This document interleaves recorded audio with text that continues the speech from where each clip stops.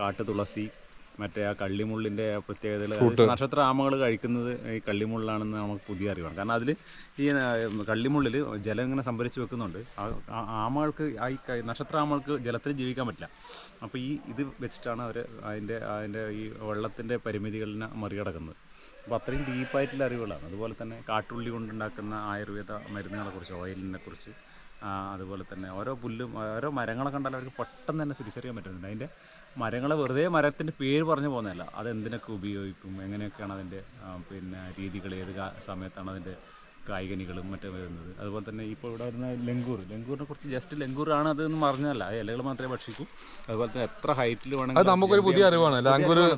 ലാങ്കൂർ fruits കഴിക്കില്ല, ഇലകൾ മാത്രമേ കഴിക്കുള്ളൂ എന്ന് പറയുന്നത് പുതിയ അറിവാണ്.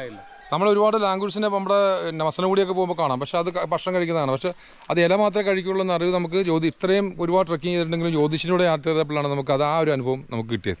അപ്പോൾ ഇത് നമ്മുടെ ജ്യോതിഷിനെ ചെന്നാർ വാസ്റ്റർ ട്രക്കിങ്ങിന് വരുന്നവർ ജ്യോതിഷിൻ്റെ സാന്നിധ്യം എന്തായാലും ചോദിക്കണം. ജ്യോതിഷിനെ കൂടെ ഇപ്പോൾ ട്രക്ക് ചെയ്താൽ നമുക്ക് ഒരുപാട് അനുഭവങ്ങൾ ജ്യോതിഷിൽ നിന്ന് പകർന്നു വരും. ഞാൻ കഴിച്ച ഒരു ഫ്രൂട്ടുണ്ടല്ലോ, അതിൻ്റെ വായില ടേസ്റ്റ് ഇപ്പോഴും അല്ലേ നമുക്കത് മറക്കാൻ കഴിയും. അത്യാവശ്യം അടിപൊളി.